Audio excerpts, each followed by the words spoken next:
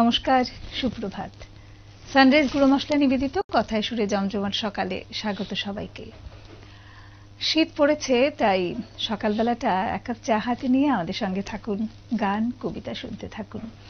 প্রতিদিনের মতো চলে এসেছি, বুধবারটা যেমন থাকি কবিতা নিয়ে তাই থাকবো। আমাদের সঙ্গে আছে আরাধিতা দেব।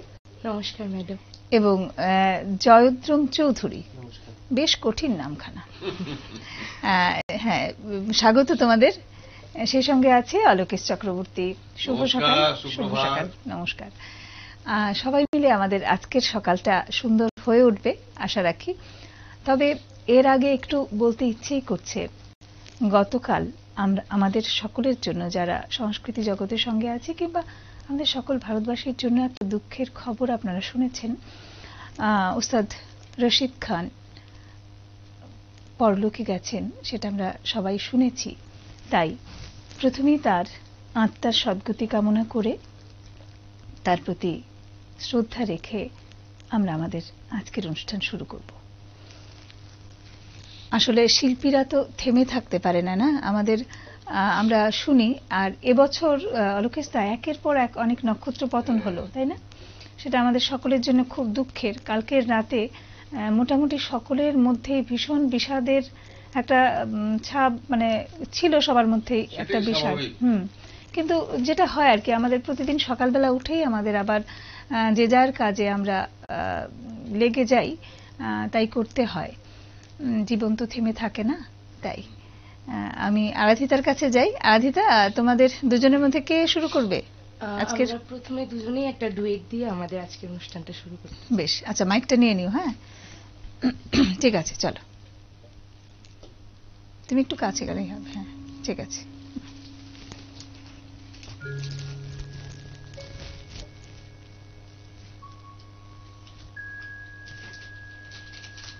নমস্কার। কবিগুরু রবীন্দ্রনাথ ঠাকুরের জন্মান্তর। আমি ছেড়ে দিতে রাজি আছি সুসভ্যতার আলোক।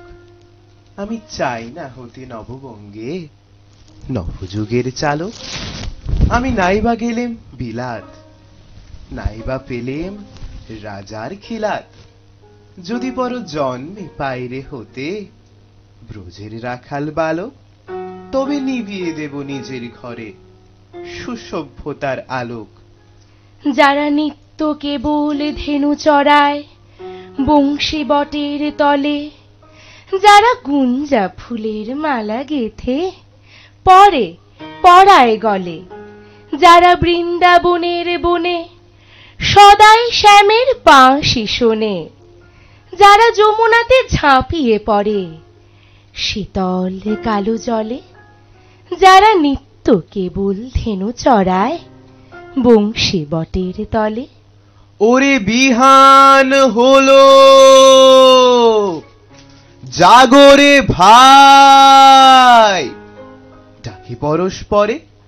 ওরে ওই যে দধিমন্ত ধ্বনি উঠল ঘরে ঘরে। হেরো মাঠের পথে ধেনু চলে উড়িয়ে গোখুর রেণু। হেরো আঙিনাতে ব্রজের বধূ দুগ্ধ দহন করে। ওরে বিহান হলো জাগরে ভাই, ডাকে পরস্পরে। ওরে শাউনে মেঘের ছায়া পড়ে কালো তমাল মূলে, ওরে এপার ওপার আঁধার হলো কালিন্দিরি কোলে। ঘাটে গোপাঙ্গনা ডরে কাঁপে খেয়া তরির পরে। হেরো কুঞ্জ বনে নাচে ময়ূর কলাপ খানি তুলে। ওরে শাউন মেঘের ছায়া পড়ে কালো তমাল মূলে। মোরা নব নবীন ফাগুন রাতে নীল নদীর তীরে, কোথা যাব চলি অশোক বনে শিখি পুচ্ছ শিরে। যবে দোলার ফুল রশি দিবে নিপ শাখায় কষি, যবে দক্ষিণ বায়ে বাঁশির ধ্বনি উঠবে আকাশ ঘিরে। মোরা রাখাল মিলে করব মেলা নীল নদীর তীরে। আমি হব না ভাই নববঙ্গে নবযুগের চালক, আমি জ্বালাবো না আধার দেশে সুসভ্যতার আলোক। যদি ননি ছানারে গায়ে কোথাও অশোক নিপের ছায়ে আমি কোনো জন্মে পারি হতে ব্রজের গোপ বালক, তবে চাই না হতে নববঙ্গে নবযুগের চালক। বেশ, আমার খুব প্রিয় একটা কবিতা। আমারও কখনো কখনো মনে হয় জানো তো, এই শহরের কোলাহল থেকে দূরে এমন কোনো গ্রামে চলে যাই। খুব সুন্দর বর্ণনা দিয়েছেন না রবি ঠাকুর এই কবিতাটার মধ্যে, এবং কবিতাটা শুনতে শুনতে ঠিক এই ধরনের একটা গ্রামের চিত্র ফুটে ওঠে সামনে, তাই না? এবার কে শোনাবে? দুজন দুজনের দিকে তাকাচ্ছে, কে শোনাবে? জয়দ্রম, চলো।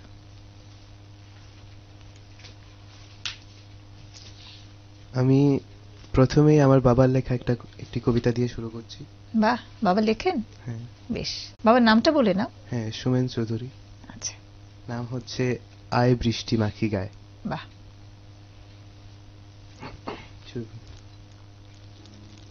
মাইকটা নিয়ে নিয়ে মাইকের কাছে। আয় বৃষ্টিতে ভিজি দুজনে একসাথে, অনেক দিন বৃষ্টি মাখি না গায়ে। কাল খুব মনে পড়ছিল তোর কথা, বৃষ্টি হলেই কেমন ভয় পেতিস তুই। আকাশে বিদ্যুৎ চমকালে ভয়ে গুটিসুটি হয়ে আমার বুকের সাথে লেপ্টে লেগে থাকতিস। মনে পড়ে একদিন জোর করে বৃষ্টিতে টেনে নিয়ে গেছিলাম তোকে, আপাদ মস্তক বৃষ্টিতে ভিজিয়ে দিয়েছিলাম। তোর ভিজে চুলে খোলা পিঠে বৃষ্টি এঁকে দিয়েছিল না বলা কত কথা। তুই দু হাত বাড়িয়ে বৃষ্টিকে আলিঙ্গন করে নিয়েছিলি, বাঁধন হারা উচ্ছ্বাসে ময়ূরের মতো নেচে উঠেছিলি তুই। তোর ভেতরে বাইরে সমস্তটা হৃদয় জুড়ে বৃষ্টি কখনো মুষলধারে, কখনো ঘুরি ঘুরি। সেদিনও আকাশে বিদ্যুৎ চমকাচ্ছিল খুব, তোর ভ্রুক্ষেপ ছিল না। তুই যেন এক স্রোতস্বিনী নদী, বৃষ্টিকে বুকে নিয়ে বয়ে যাচ্ছিলি কলকল কলকল বেগে। কাল সারা রাতও বৃষ্টি পড়ছিল খুব। আমার ভেতরে বাইরে বিছানায় স্মৃতিপুরা ছাই, আমি ঘুমোতে পারিনি। জানি তোর এখন রোদ ঝলমল সোনালি দুপুর, আমার পড়ন্ত বেলা শুধু ছায়ারাই পিছু হাঁটে। তবু তোর সাথে একান্ত কাটানো বৃষ্টি বেলা ফিরে পেতে আমি ভালোবেসে ছুঁতে পারি মৃত্যুকেও। এখনো বৃষ্টি মুষল ধারে, বৃষ্টিতে রাত্রি ভিজে যায়।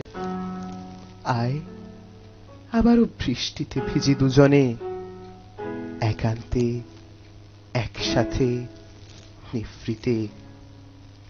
অনেক দিন বৃষ্টি মাখি না গায়ে। বাহ, খুব ভালো। কার কবিতা বেশি পড়তে ভালো লাগে, বাবার কবিতা না কার কবিতা? খুব মুশকিলে ফেলে দিলাম বোধহয় কবি, মানে কথাটা বলে। বাবা শুনবেন এখন, কার কবিতা বলবে? আমার এমনিতে কবি কাজী নজরুল ইসলামের কবিতা করতে ভালো লাগে। আচ্ছা, বেশ, মানে বিদ্রোহের কবিতাগুলি বেশি ভালো লাগে, তাই না? আরাধিতার কাছে যাব। আমি শ্রীজাত বন্দ্যোপাধ্যায়ের লেখা আমি একটা তুই চাই। বাহ, করো।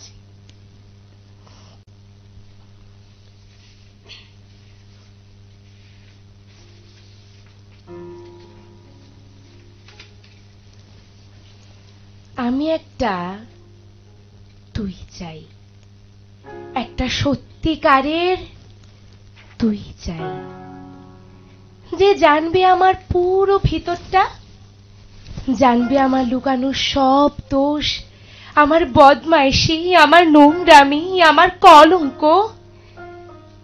যে নিজে থেকে আমার ভুলগুলোর অংশীদার হবে, আমার পাপগুলোকে অর্ধেক করে লিখে নেবে নিজের খাতার প্রথম পাতায়।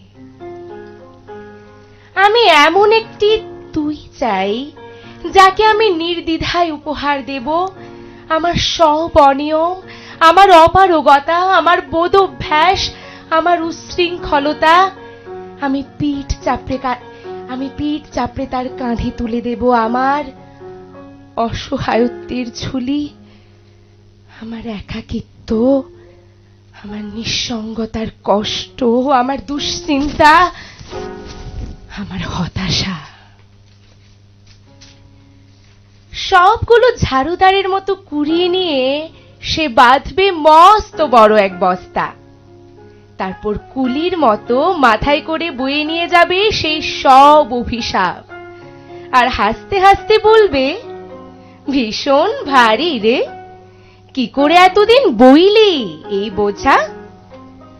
তারপর ঠিকানা ছাড়া পথে হাঁটতে থাকবে অসীম সমুদ্র পর্যন্ত। সাগর পাড়ে এসে প্রচন্ড শক্তিতে ছুঁড়ে ফেলে দেবে সেই বোঝা। ঠিক সাগরের মাঝখানে হারিয়ে যাবে আমার সব অভিশাপের ঝুলি। আমি ঠিক এরকম একটা তুই চাই, যে কোনো দিন তুমি বা আপনিগুলোর মাঝে হারিয়ে যাবে না। আমি একটা তুই চাই। বাহ, বেশ ভালো। আর কি করছো? আমি কলেজে পড়ছি, এমবিবি কলেজে পড়ছি, জিওগ্রাফি অনার্স করছি লাস্ট ইয়ার। বাহ বাহ, বেশ ভালো। আর এই জন্য এই ধরনের কবিতাগুলো বেশি পছন্দ, কলেজে পড়ে তো এই জন্য। ঠিক, আসলে আমাদের বয়সের সঙ্গে সঙ্গে কবিতার পছন্দটাও চেঞ্জ হয়, সবকিছু একদম একদম একদম মানে চেঞ্জ হয়, তাই না? কি ধরনের কবিতা পড়তে বেশি ভালো লাগে এই মুহূর্তে? এটা বলতে হবে এই মুহূর্তে, কারণ আমাদের ওই যে বললাম না যে এক একটা সময় এক এক ধরনের কবিতা ভালো লাগে। আমার মূলত মানে প্রেজেন্ট যে টপিকগুলো চলছে, মানে পুরুষদের কখনো কাটতে নেই, যেটা মানে সবাই ভাবে যে আসলে তো মেডিকেল সায়েন্স পড়লে জানা যায় যে ক্রন্দনগ্রস্তি সেটা মানে পুরুষদেরও বর্তমান একদম, কিন্তু মানে অনেকে সমাজের পুরুষরাও সেটা মানতে চায় না, মানে পুরুষত্বে আঘাত আসবে তাহলে মানে ওই সব টাইপের মানে কবিতাগুলো করতে আমার মানে যেই কথাগুলো সত্যি কথাগুলো যেখানে বলা হয় মানে মোস্টলি কবিরা যে লেখেন মানে তাদের চিন্তা ভাবনা অনেকটা ফ্যান্টাসি মানে কাইন্ড অফ লিখেন, তো মানে সেখান থেকে মানে ওগুলো ভালো লাগে, কিন্তু এই যে মানে যেগুলো টপিক সমাজে দরকার সবার শোনার মানে সেগুলো করতে বেশি। আসলে সাহিত্য তো সমাজের একটা দর্পণ বলো, সেখানে কবিতা তো একটা বিশাল অংশ মানে অংশ জুড়ে আছে এই বিষয়টাকে। কারণ দেখবে যে সময় উপযোগী কবিতা লিখছেন কবিরা। এই যে কোভিড গেল, কোভিডকে কেন্দ্র করে কত কবিতা লেখা হয়েছে। একটা সময় আসবে এই মহামারীটার কথা কেউ কেউ জানবে কবিতা পড়ে, যে হ্যাঁ কবিতা পড়ে বা গল্প পড়ে জানবে যে এরকম একটা কিছু হয়েছিল এবং কি অবস্থা হয়েছিল, তখন মানুষ সব গৃহবন্দী। ঠিক, আর ঠিক তেমনি মানুষের মধ্যেকার যে সুখ দুঃখ বা যে কথাগুলি বলা যায় না সাধারণত, যেটা বললে যে পুরুষদের কথা, হ্যাঁ পুরুষরা খুব শক্তপোক্ত আমরা জানি, কিন্তু তাদের ভেতরেও যে একটা মন আছে বা একটা সফট ব্যাপার আছে, সেটা তারা প্রকাশ করেন না বা আমরাও চাই না যে তারা প্রকাশ করুক, তাই না? এগুলি তো কোথায় কবিতায় বা গানে কিংবা সাহিত্যের মধ্যে আমরা পাই আর কি। কবিরা কোনো না কোনোভাবে সেটা প্রকাশ করেন। ঠিক বলেছে তুমি। আবার জয়দ্রমের কাছে যাব, কি শোনাবে? আমি এখন কবিগুরু রবীন্দ্রনাথ ঠাকুরের হঠাৎ দেখা। আচ্ছা, কিন্তু মানে জয়দ্রম এত শান্তশিষ্ট একজন মানুষ, ভীষণ কিন্তু বলছিল যে বিদ্রোহের কবিতা কাজী নজরুল ইসলামের কবিতা পছন্দ, তাই না? তোমার শহরের থেকে একটু একটু বিপরীত। একদম একদম, চলো করো।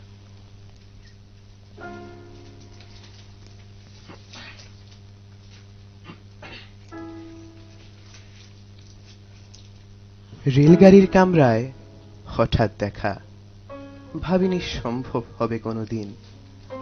আগে ওকে বারবার দেখেছি লাল রঙের শাড়িতে ডালিম ফুলের মতো রাঙা, আজ পরেছে কালো রেশমের কাপড়, আঁচল তুলেছে মাথায়, দোলন চাপার মতো চিকন গোর মুখখানি ঘিরে। মনে হলো কালো রঙে একটা গভীর দূরত্ব ঘনিয়ে নিয়েছে নিজের চারদিকে। যে দূরত্ব শস্যে ক্ষেতের শেষ সীমানায়, শালবনের নীলাঞ্চনে থমকে গেল আমার সমস্ত মনটা। চেনা লোককে দেখলেম অচেনার গাম্ভীর্যে, হঠাৎ খবরের কাগজ ফেলে দিয়ে আমাকে করলে নমস্কার। সমাজবিধির পথ গেল খুলে। আলাপ করলেম শুরু, কেমন আছো, কেমন চলছে সংসার ইত্যাদি। সে রইল জানালার বাইরের দিকে চেয়ে, যেন কাছের দিনের ছোঁয়াচ পার হওয়া চাহনিতে। দিলে অত্যন্ত ছোট দুটো একটা জবাব, কোনোটা বা দিলেই না। বুঝিয়ে দিলে হাতের অস্থিরতায়, কেন এসব কথা, এর চেয়ে অনেক ভালো চুপ করে থাকা। আমি ছিলাম অন্য বেঞ্চিতে ওর সাথীদের সঙ্গে। এক সময়ে আঙুল নেড়ে জানালে কাছে আসতে। মনে হলো কম সাহস নয়। বসলো মোর এক বেঞ্চিতে। গাড়ির আওয়াজের আড়ালে বললে মৃদু স্বরে, কিছু মনে করো না, সময় কোথা সময় নষ্ট করবা। আমাকে নামতে হবে পরের স্টেশনেই। দূরে যাবে তুমি, দেখা হবে না আর কোনোদিনই। তাই যে প্রশ্নটার জবাব এতকাল থেমে আছে, শুনবো তোমার মুখে, সত্য করে বলবে তো? আমি বললেম বলবো। বাইরের আকাশের দিকে তাকিয়ে শুধলো, আমাদের গেছে যে দিন একেবারেই কি গেছে, কিছুই কি নেই বাকি। একটুকু রইলেম চুপ করে, তারপর বললেম, রাতের সব তারাই আছে দিনের আলোর গভীরে। খটকা লাগলো, কি জানি বানিয়ে বললেম নাকি। ও বললে, থাক এখন যাও ওদিকে। সবাই নেমে গেল পরের স্টেশনে। আমি চললেম একা। বেশ। জয়দ্র, মানে কবে থেকে কবিতা শিখছো? আমি কেজি 2 থেকে ক্লাস। আরে বাবা, অনেক ছোটবেলা থেকে। মঞ্চে উঠেছো কখন? সেই তখনই ছোটবেলায়? তখনই ছোটবেলায়। কার কাছে শিখছো? আমি উৎসব স্যারের কাছে শিখছি, উৎসব চক্রবর্তী। হ্যাঁ, খোয়াই, মানে খোয়াই থেকে। তারা দুজন কিন্তু খোয়াই থেকে এসছে। হ্যাঁ, খুব ভালো, চালিয়ে যাও। এবার আবার আরাধিতার কাছে যাব। আরাধিতার মানে কবিতা শেখা সেই ছোটবেলা থেকে? একদম, তখন স্কুলেও ভর্তি হইনি। বেশ বেশ বেশ, চলো। আমি এখন প্রত্যুষ দেবের কালো চশমা কবিতাটি চেষ্টা করছি। বাবা আমার পাশে নেই আজ অনেক দিন। শুধু টেবিলের উপর বাবার ছবির পাশে বাবার কালো চশমাটা রাখা আছে। প্রায় 15টা বছর বাবার চোখে ছিল ওই কালো চশমাটা। প্রায় 15টা বছর বাবার দুই চোখে লেপ্টে ছিল এক অনিচ্ছ অন্ধকার আর আনুপূর্বিক আরোগ্য বাসনা। বাবার খুব আক্ষেপ ছিল, ভীষণ রকমের আক্ষেপ। কত বছর তিনি দেখেননি আলোক স্পর্শী মুগ্ধ ফুল। কত বছর তার দুই চোখে ধরা পড়েনি শঙ্খ শুভ্র জ্যোৎস্নালোক, আকাশের শ্রাবণ সম্ভার, ভরা যৌবনের সাঁকো ভাঙা নদী, আর তাতে ভেসে বেড়ানো রঙিন প্রজাপতির মতো মুগ্ধ বোধ পাল তোলা লাবণ্য তরণী।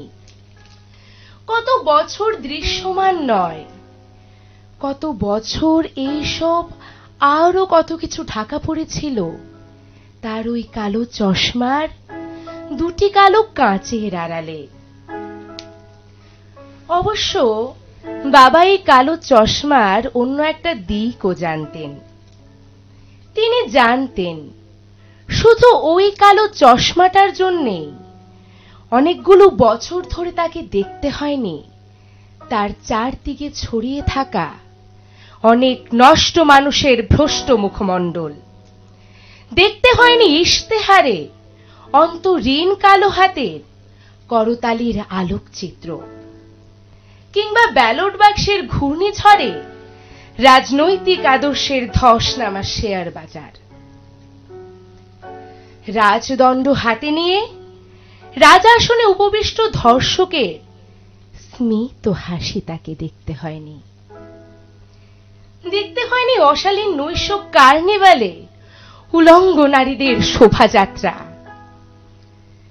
অথবা পুরুষের অনুর্বর নষ্ট উল্লাসে বন্ধা হয়ে যাওয়া প্রকৃতির গর্ভকোষ। বাবা আমার পাশে নেই আজ অনেক দিন, তবুও বাবার ওই কালো চশমাটা হাতে তুলে নিলেই আমার মনে পড়ে যায় বাবা বলতেন, কারো সাথে করমর্দন করার আগে রোজ চশমাটা খুলে নিয়ে ভালো করে পরখ করে দেখে নিস খোকা, ওই হাতে লেগে আছে কিনা লালসার পচা গলা পুঞ্জ রক্ত অথবা নীতিহীনতা সংক্রমণের জীবাণু।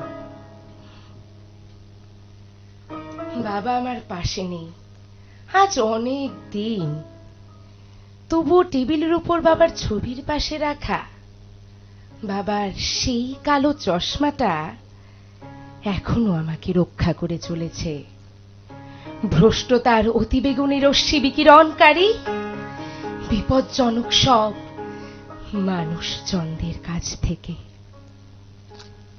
বাহ, ভীষণ ভালো, দারুণ করলে কবিতাটা। কবিতার কথাগুলো ভীষণ ভালো, আর তুমি পড়েছো ভীষণ, মানে পড়ছিল ভীষণ দারুণ। ধন্যবাদ ম্যাডাম। আমরা শুনবো আরো কবিতা, কিন্তু নিতে হবে একটা ছোট্ট বিজ্ঞাপন বিরতি। বিরতির পরে আবার ফিরে আসছি, সঙ্গে থাকবেন। ফিরে এলাম বিরতির পরে।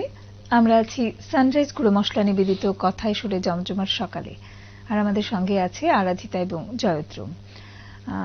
আবার শিল্পীদের কাছে যাই। কার কাছে যাব? জয়দ্রুমের কাছে। ঠিক আছে জয়দ্রুম, কি শোনাবে এবার? এখন আমি কবিগুরু রবীন্দ্রনাথ ঠাকুরের আফ্রিকা কবিতাটি করি। হ্যাঁ, এর আগে একটু জানতে খুব ইচ্ছে করছে, দুজনের মানে ড্রেস কিন্তু খুব মিলে গেল। কি এটা কি মানে যুক্তি করেই পড়া হয়েছে? হ্যাঁ, এক জায়গা থেকে এসছে তো। এটাকে বেশ ভালো লাগছে দেখতে। চলো।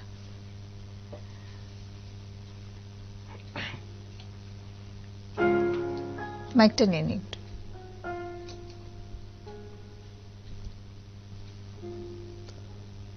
উদ্ভ্রান্ত সেই আদিম যুগে স্রষ্টা যখন নিজের প্রতি অসন্তোষে নতুন সৃষ্টিকে বারবার করছিলেন বিধ্বস্ত, তার সেই অথর্যে ক্ষণ ক্ষণ মাথা নাড়ার দিনে রুদ্র সমুদ্রের বাহু প্রাচী ধরিত্রীর বুকের থেকে ছিনিয়ে নিয়ে গেল তোমাকে আফ্রিকা। বাঁধলে তোমাকে বনস্পতির নিবিড় পাহারায়, কৃপণ আলোর অন্তঃপুরে। সেখানে নিভৃত অবকাশে তুমি সংগ্রহ করছিলে দুর্গমের রহস্য, চিনছিলে জল স্থল আকাশের দুর্বোধ সংকেত।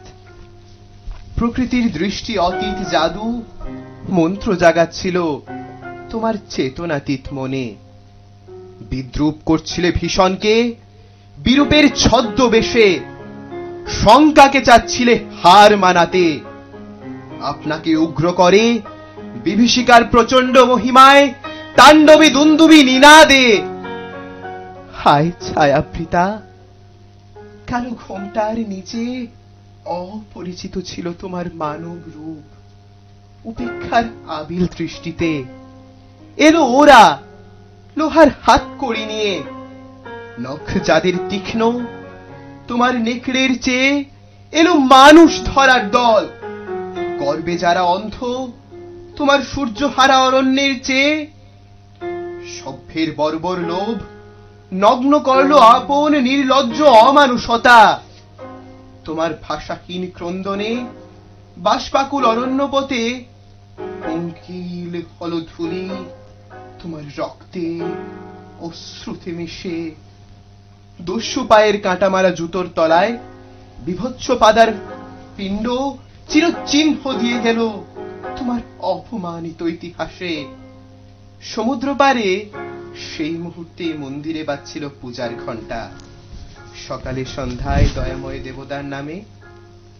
শিশুরা খেলছিল মায়ের কোলে, কবির সঙ্গীতে বেজে উঠছিল সুন্দরের আরাধনা। আজ যখন পশ্চিম দিগন্তে প্রদোষকাল, ঝঞ্ঝা বাতাসের ঊর্ধ্বশ্বাস, যখন গুপ্ত গহ্বর থেকে পশুরা বেরিয়ে এলো, অশুভ ধ্বনিতে ঘোষণা করল দিনের অন্তিম কাল। এসো যুগান্তরের কবি, আসন্ন সন্ধ্যার শেষ রশ্মিপাতে দাঁড়াও ওই মান হারা মানবীর দ্বারে।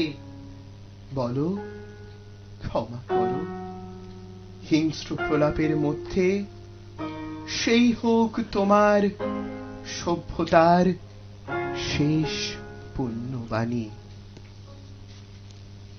বাহ,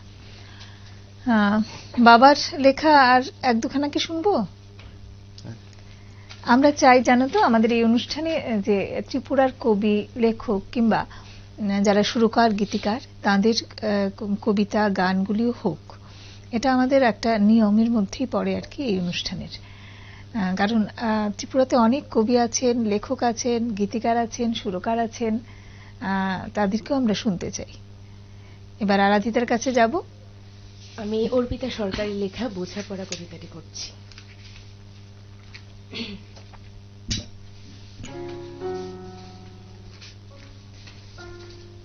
নিজের সবটুকু যার জন্য ত্যাগ করছেন, সেও কিন্তু একদিন বলবে, কেন করেছিলে, আমি কি করতে বলেছিলাম?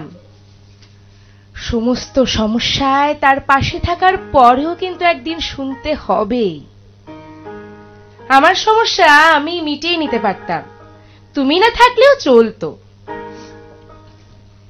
তার সমস্ত হারিয়ে যাওয়া সম্পর্ককে চেষ্টা করে তার কাছে ফিরিয়ে দেওয়ার পরেও আচমকা সে বলবে, আপনি নাকি তাকে একা করে দিতে চান। একটা দিন নিজের মতো করে চাইলেও ব্যস্ততার অজুহাত এসে দাঁড়াবে প্রাচীরের মতো।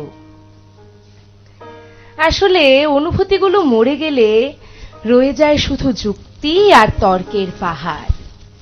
তখন কথার পিঠে কথা বসে, কে ভুল কে ঠিক তার লড়াই চলে, কারণ সেই বিশেষ অনুভূতিগুলো তখন মৃত। তাই যার জন্য সবটুকু ছাড়ছেন, সেও একদিন বলবে স্বার্থপর। সেটা বুঝে নিয়েই ত্যাগ করুন, কষ্ট কম পাবেন। কারণ আমরা মুখে যতই বলি, এক্সপেকটেশন রাখি না, আসলে ভেতরে ভেতরে কিছু চাওয়া তো রয়েই যায়। একটা একলা সন্ধে, একটা নিশ্চিন্ত বিকেল, হয়তো তখনও চেয়েই চাই মনে মনে। তাই তো আঘাতগুলো আঘাত হয়ে আসে আর আমরা আবার নতুন করে ভেঙে পড়ি। তাই তো মনকে বারংবার বলি, চল জটিল হয়ে যাই, কিন্তু অবাধ্য মন তবুও আশা করতে ছাড়ে না। আশা থাকলে আশা ভঙ্গ থাকবে নিশ্চিত। জীবনটা একটা পাহাড়ের বাঁকের মতো, অসম্ভব রহস্যময়।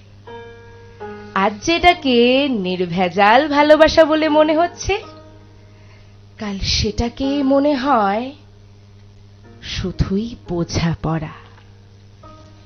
বাহ, ভীষণ ভালো কবিতা, খুব ভালো, মানে কথাগুলো ভীষণ সত্যি, তাই না?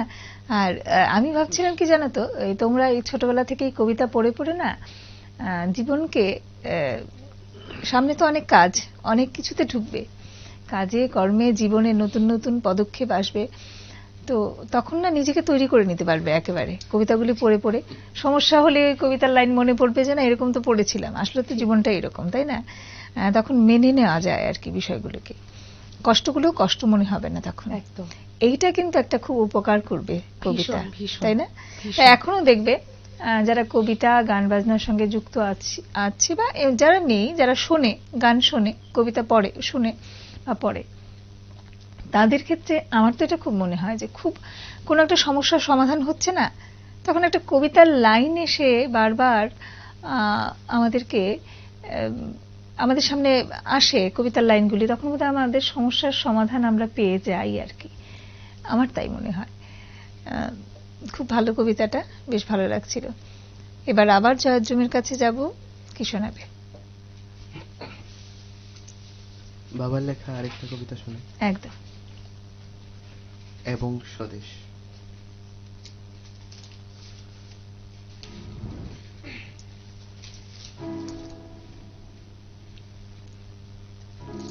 আকাশে কালো মেঘের বিষ, ঘরে ঘরে মরা শিশুর মায়ের কান্না, বস্তিতে এখনো রাত জাগা ভাতের প্রার্থনা, চিলেকোঠায় শুকনো স্তন্যে প্রতিপালিত এদেশের শৈশব, শ্বেত শ্বেতে নিষিদ্ধ পথে আতর ছিটানো রাত জাগা পাখিদের ভিড়, শাল শিমুল হিজলের ডালে কৃষকের ঝুলন্ত দেহ,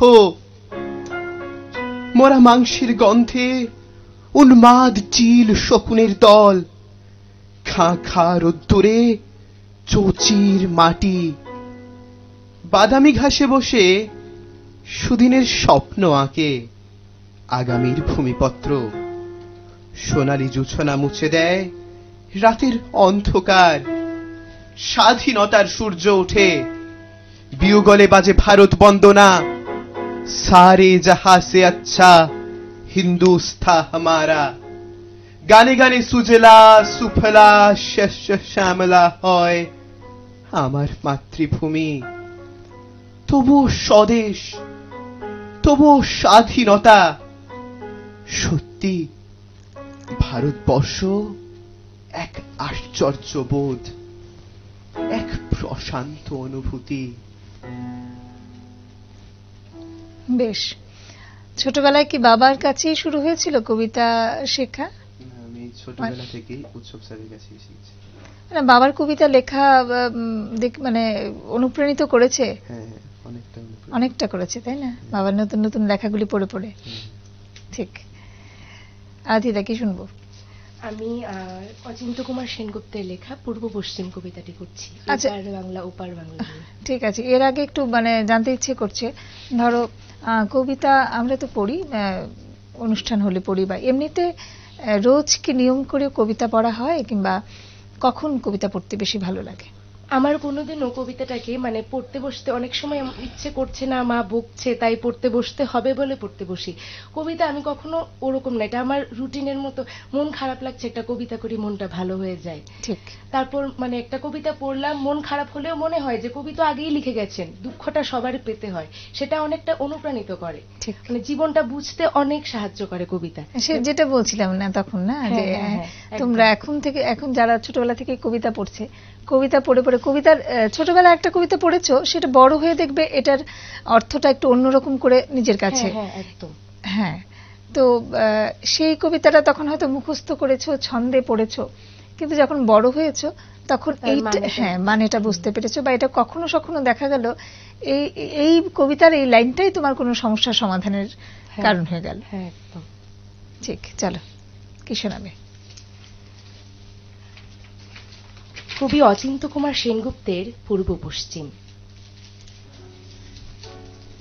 তোমার শীতলক্ষা আর আমার ময়ূরাক্ষী, তোমার ভৈরব আর আমার রূপ নারায়ণ, তোমার কর্ণফুলী আর আমার শিলাবতী, তোমার পায়রা আর আমার পিয়ালি, এক জল, এক ঢেউ, এক ধারা, একই শীতল অতল অবগাহন, শুভদায়িনী শান্তি। তোমার চোখের আকাশের রোদ আমার চোখের উঠোনে এসে পড়ে, আমার ভাবনার বাতাস তোমার ভাবনার বাগানে ফুল ফোটায়, তোমার নারকেল সুপুরি অশোক শিমুল, আমার তাল খেজুর শাল মহুয়া, এক ছায়া, এক মায়া, একই মুকুল মঞ্জরি। তোমার ভাটিয়াল আমার গম্ভীরা, তোমার সারি জারি আমার বাউল, এক সুর এক টান, একই অকুলের আকুতি।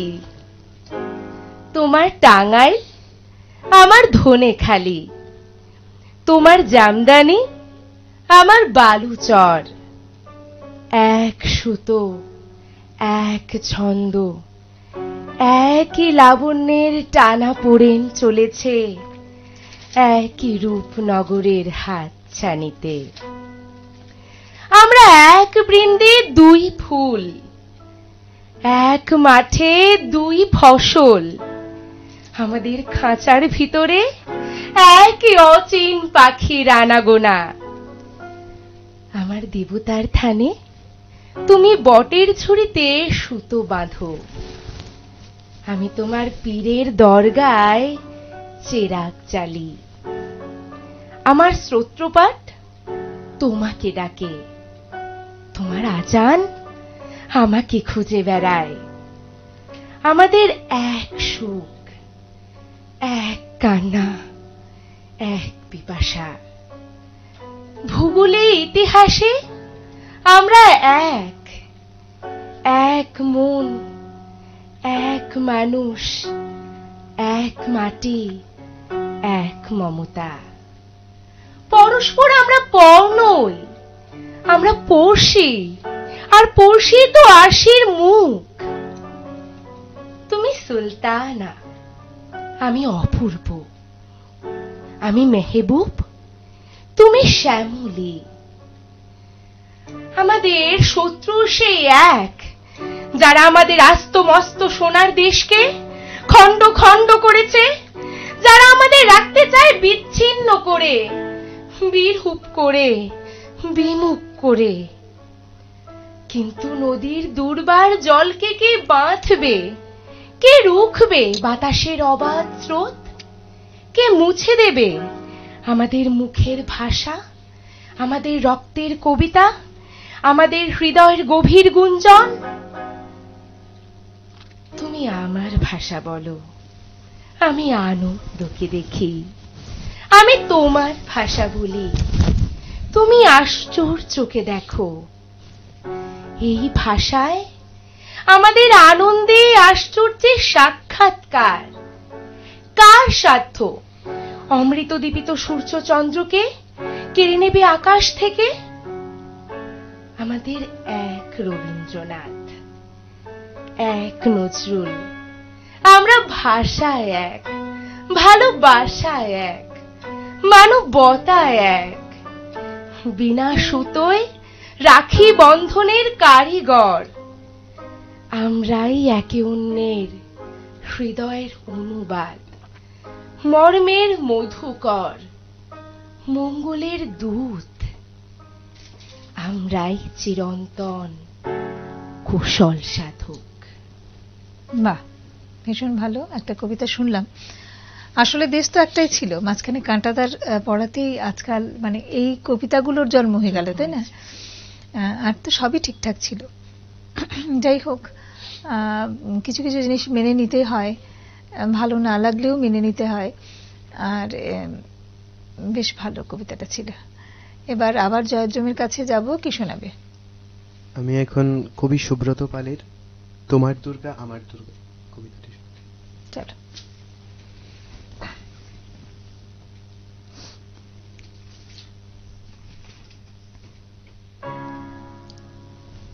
তোমার দুর্গা মহালয়া ভরে শরৎ মারছে গায়ে, আমার দুর্গা এখনো দেখছি ফুটপাতে জন্মায়। তোমার দুর্গা অকাল বোধন 108টা ফুল, আমার দুর্গা দূর থেকে দেখে খিচুড়ির স্কুল। তোমার দুর্গা আগমনী গান গিরিরাজ কন্যার, আমার দুর্গা ঘর দৌড় বাসা বাঁধ ভাঙা বন্যার। তোমার দুর্গা প্রতিবার আসে বাবা মার বাড়িতেই, আমার দুর্গা মার কোলে পিঠে, বাবার খবর নেই। তোমার দুর্গা টেক্কা দিয়েছে এবার থিমের পুজো, আমার দুর্গা ইট বয়ে বয়ে একেবারেই কুঁজো। তোমার দুর্গা হুল্লোড়ে মাতে প্যান্ডেলে প্যান্ডেলে। আমার দুর্গা বাঁচতে শিখছে অতীতকে ছুঁড়ে ফেলে। তোমার দুর্গা আলো ঝলমল, চেনে না অন্ধকার। আমার দুর্গা রোজ সেজে গুজে খোঁজে তার সংসার। তোমার দুর্গা শপিং মলের কফির ধোঁয়ায় ওড়ে। আমার দুর্গা চা বানাচ্ছে 3 রাস্তার মোড়ে। তোমার দুর্গা বহু জাতিকের বহু জনহিতায়চ। আমার দুর্গা কালকে যেমন আজও তথই বচ। তোমার দুর্গা ছবির ফ্রেমের শিউলি এবং কাশে। আমার দুর্গা এখনো আশায় কেউ যদি ভালোবাসে। তোমার দুর্গা ধুনুচি নাচের ঢ্যাম কুড়কুর ঢাকে। আমার দুর্গা ঘুরেই মরছে 10 চক্রের পাকে। তোমার দুর্গা অঢেল খাবার অঢেল নষ্ট হয়। আমার দুর্গা দিন আনা আনি কিছু নেই সঞ্চয়। তোমার দুর্গা কুল কুল নদী স্নেহের প্রথম পাঠ। আমার দুর্গা নখের আঁচড়ে ভয়ে শুকিয়ে কাঠ। তোমার দুর্গা অস্ত্র সানায় সিংহ বাহিনী রূপ। আমার দুর্গা কাঁদতে কাঁদতে নির্বাক নিশ্চুপ। আমার দুর্গা দশভুজা হয়ে অসুরের মাথা কাটে। তোমার দুর্গা অপুষ্টি নিয়ে ধুকতে ধুকতে হাঁটে। আমার দুর্গা কবে বলো আর তোমার দুর্গা হবে। আমার আকাশ ভরবে তোমার উৎসবে উৎসবে। বেশ, খুব ভালো। যদিও এখন মানে দুর্গাপুজো চলে গেছে, কিন্তু এই দুর্গা তো সেই দুর্গার সঙ্গে না, আসলে আমাদের ঘরে ঘরে দুর্গারা আছেন, তাদের উদ্দেশ্যেই লেখা কবিতাটা। আরাধিতার কাছে যাও। আরাধিতা, আমাদের সময় একেবারে শেষের পথে, তুমি কি একটা কিছু শোনাবে আমাদের? ঠিক আছে, আমি অভিষেক কর তথা বন্যা করে লেখা একটি কবিতা। আচ্ছা আচ্ছা, চলো।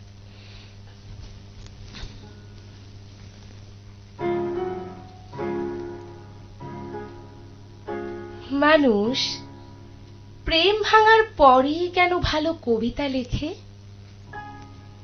বিচ্ছেদের পরে কেন লোকের ভালোবাসা বেড়ে যায়? প্রিয় মানুষ ছেড়ে গেলেই বুঝি তার প্রতি যত্ন মনে পড়ে? কেন কাছের মানুষ হারিয়ে যাওয়ার পর গুরুত্ব পায়? সেদিন যদি ঝগড়াটা এড়িয়ে যাওয়া যেত, যদি আর দুটোবার ভুল আবদার মেনে নেওয়া যেত, যদি একদিন উত্তেজিত আদর থামিয়ে জিজ্ঞেস করা যেত, তুমি ভালো আছো তো? যদি রোজ সকালে গতদিনের মনোমালিন্য মুছে দেওয়া যেত, তাহলে আজ হয়তো প্রেমে থেকেই ভালো থাকা হতো। আমরা সম্পর্কে মানিয়ে নেওয়াকে এত ভয় কেন পাই? অভিমান করার প্রতিযোগিতায় হেরে গিয়ে মান ভাঙার দৌড়ে জিততে চাই না কেন? ভালোবাসায় যদি ঠিক সময়ে চোখ মুছে দেওয়া যেত, তাহলে বিচ্ছেদের নামে কান্না জমাই হতো না। যদি প্রেমে থেকে রোজ ভালো কথাবার্তা হতো, তাহলে প্রাক্তনকে আহত চিঠি লিখতেই হতো না। বাহ, খুব ভালো কবিতা তো।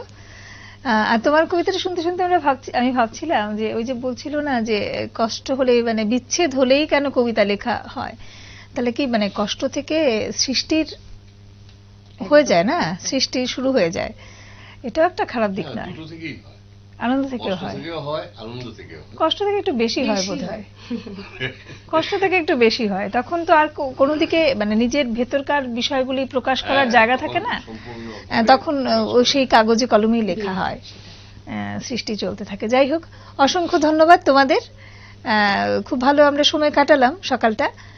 কেমন লাগলো বলো? খুব ভালো, খুব ভালো লেগেছে। ঠিক আছে। আর সেই সঙ্গে তুমি বলো। জানলো একটু কমই কথা বলে, তাই না? ঠিক আছে, হাসিতেই বুঝতে পারছি ভালো লেগেছে। সেই সঙ্গে অলোকেশ দাকেও অসংখ্য ধন্যবাদ। আর যারা ছিলেন আমাদের সঙ্গে এবং থাকেন সব সময়, আপনাদের সকলকে ধন্যবাদ। আজকের মতো আমরা অনুষ্ঠান এখানেই শেষ করছি। নমস্কার।